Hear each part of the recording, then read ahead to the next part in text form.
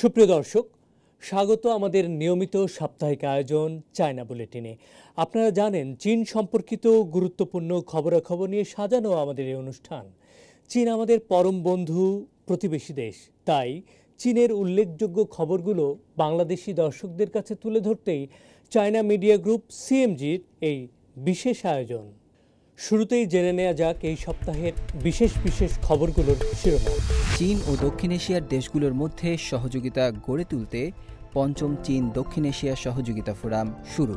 চীনের মধ্যস্থতায় বেইজিংয়ে ফিলিস্তিনের বিভিন্ন রাজনৈতিক দল বেইজিং ঘোষণায় স্বাক্ষর করেছে। চীনে সিপিপিসিসি স্থায়ী কমিটির অষ্টম অধিবেশন অনুষ্ঠিত। হস্তশিল্প প্রদর্শনীর মধ্য দিয়ে হয়ে গেল অষ্টম চায়না সাউথ এশিয়া প্রদর্শনী। চীন সংস্কার ব্যবস্থার মাধ্যমে অন্যান্য দেশের সাথে আরও সুযোগ ভাগ করে নেবে, জানিয়েছে দেশটির পররাষ্ট্র মন্ত্রণালয়। ২০৩৫ সালের মধ্যে চীন উচ্চমানের বাজার অর্থনীতি গড়ে তুলতে সব প্রচেষ্টা সম্পন্ন করবে বলে জানিয়েছে দেশটির প্রযুক্তি মন্ত্রণালয় ও কেন্দ্রীয় ব্যাংক। এবার জানিয়ে দেব বিশেষ সংবাদ। পঞ্চম চীন দক্ষিণ এশিয়া সহযোগিতা ফোরাম বুধবারে চীনের ইউনান প্রদেশের খুনমিং শহরে শুরু হয়েছে। চীন ও দক্ষিণ এশীয় দেশগুলো থেকে বিভিন্ন মহলের অতিথিরা সহযোগিতার বিষয়ে ঐক্যমত্য গড়ে তোলা এবং আঞ্চলিক উন্নয়ন প্রচার করা এই প্রতিপাদ্যকে নিয়ে গভীরভাবে মতবিনিময় করেছেন এবং নানা বিষয়ে একমত হয়েছেন। ফোরামে অংশগ্রহণকারীরা একমত হন যে চীন ও দক্ষিণ এশিয়ার বিশাল জনসংখ্যা, বৈচিত্র্যময় সভ্যতা এবং বৈচিত্র্যময় বাস্তুশাস্ত্র এই অঞ্চলের উন্নয়ন বিশ্বজুড়ে সাধারণ মানুষের কল্যাণের সঙ্গে জড়িত এবং এটি চীন ও দক্ষিণ এশিয়ার দেশগুলোর মধ্যে সহযোগিতাকে একটি নতুন স্তরে উন্নীত করবে। ফোরামে ইউনান প্রদেশের গভর্নর ওয়াং ইউবো, চীনের কমিউনিস্ট পার্টির কেন্দ্রীয় কমিটির আন্তর্জাতিক বিভাগের ভাইস মিনিস্টার শুন হাইনিয়ান এবং চীনের পররাষ্ট্র মন্ত্রণালয়ের এশিয়া বিষয়ক বিশেষ দূত দেং সিচুনন আলাদাভাবে বক্তব্য দেন। তাছাড়া শ্রীলঙ্কা, মালদ্বীপ, নেপাল, পাকিস্তান এবং ভুটানের সরকারি কর্মকর্তারাও বক্তৃতা দেন। ফোরামে সবাই একমত হয়েছে যে কার্যকর এবং পারস্পরিক কল্যাণের সহযোগিতাকে গভীর করা এবং আঞ্চলিক উন্নয়নের সুফল ভাগাভাগি করা হবে। সবুজ ও নিম্ন কার্বন উন্নয়ন প্রচার এবং যৌথভাবে একটি পরিচ্ছন্ন ও সুন্দর পৃথিবী গড়ে তোলা হবে। পেশাদার খাতে উন্নতিতে সাহায্য করার জন্য কর্মীদের বিনিময় এবং প্রশিক্ষণ শক্তিশালী করা হবে। সভ্যতার মাধ্যমে আদান প্রদান ও পারস্পরিক শিক্ষা প্রচার করা এবং মানুষের কল্যাণে বোঝাপড়া বাড়ানো হবে। বিশ্ব শান্তি এবং নিরাপত্তা বজায় রাখা এবং বিশ্ব শাসনের উন্নতি অব্যাহত রাখা হবে।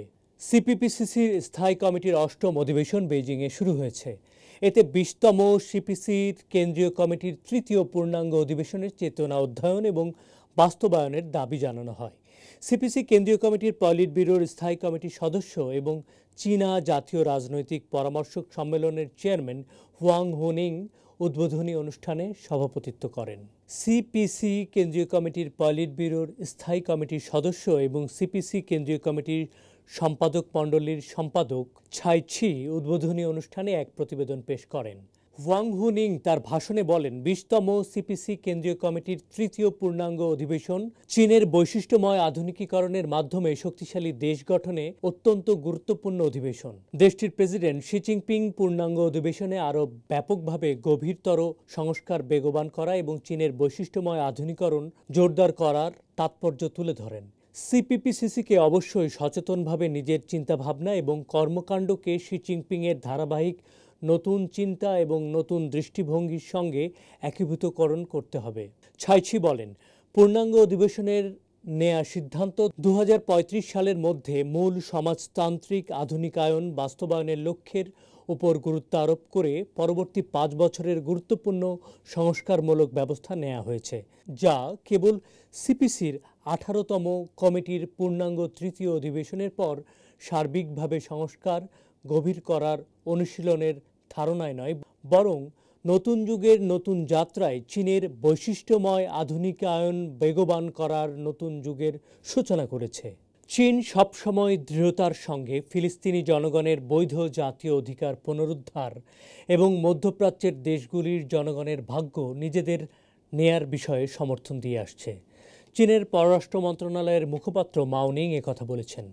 চীনের উদ্যোগে ফিলিস্তিনের 14টি দলের সাথে বেইজিং ঘোষণার মধ্য দিয়ে ফিলিস্তিনের শান্তি প্রতিষ্ঠার উদ্যোগ নেওয়া হয়। বেইজিং ঘোষণা কার্যকর প্রসঙ্গে মাউনিং বলেন, ফিলিস্তিনের 14টি দল সমঝোতা সংলাপ আয়োজন করে বেইজিং ঘোষণা স্বাক্ষর করে, যা ফিলিস্তিনের জনগণের ভবিষ্যৎ শান্তি, ফিলিস্তিন সমস্যার সমাধান, মধ্যপ্রাচ্য শান্তি ও স্থিতিশীলতা বাস্তবায়নের গুরুত্বপূর্ণ পদক্ষেপ। ফিলিস্তিনের অভ্যন্তরীণ সমঝোতার গুরুত্ব হল আস্থা দৃঢ়তর করা, সঠিক পথে থেকে ধাপে ধাপে এগিয়ে যাওয়া, বিভিন্ন মতের সমঝোতার প্রক্রিয়া আরও দৃঢ় করা এবং বাস্তবায়ন করা, সেই সাথে একতাকেও সুসংহত করা উচিত বলে মনে করে চীন। চীনের মধ্যস্থতায় বেইজিংয়ের সমঝোতা চুক্তি আন্তর্জাতিক সমাজে ব্যাপক প্রশংসা এবং স্বীকৃতি পেয়েছে।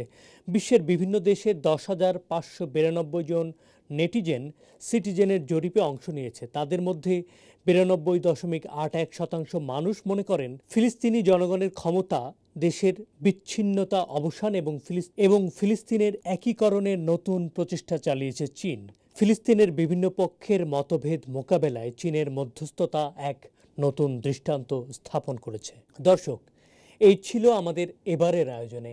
অনুষ্ঠানটি সামাজিক যোগাযোগ মাধ্যমে দেখতে ভিজিট করুন www.facebook.com/cmg বাংলা এবং ইউটিউব চ্যানেল সিএমজি বাংলাতে।